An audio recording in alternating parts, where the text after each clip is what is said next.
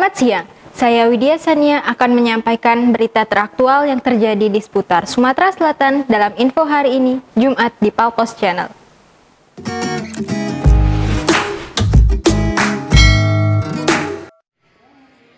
Tim khusus Polda Sumatera Selatan yang menangani kasus dugaan penipuan dalam bisnis investasi ikan lele organik melakukan penggeledahan sekaligus penyitaan berkas di kantor PT DHD atau PT Darsa Harka Darussalam Farm Indonesia yang beralamat di Jalan Residen Amaludin, Kelurahan Sukamaju, Kecamatan Sako, Kota Palembang pada Selasa siang 19 Oktober 2021.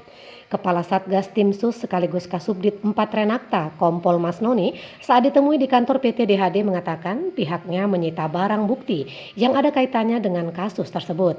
Di antaranya beberapa dokumen yang berkaitan dengan masalah pembayaran, kemudian yang berkaitan dengan data mitra, data legalitas PT DHD, bukti-bukti pembukuan transaksi keuangan PT DHD, dan beberapa unit laptop.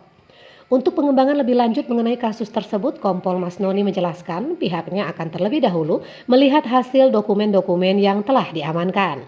Sebelumnya, Kompol Masnoni mengatakan sebelum menetapkan komisaris dan mantan pimpinan, pihaknya terlebih dahulu menetapkan Direktur Keuangan PT DHD Farm Indonesia berinisial IW sebagai tersangka.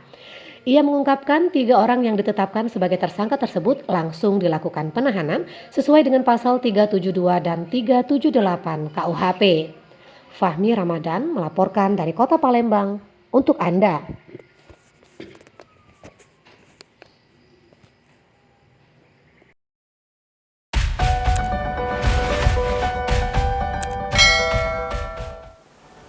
Demikian info hari ini, saya Widya Sania dan segenap kru yang bertugas undur diri. Selamat siang, terima kasih.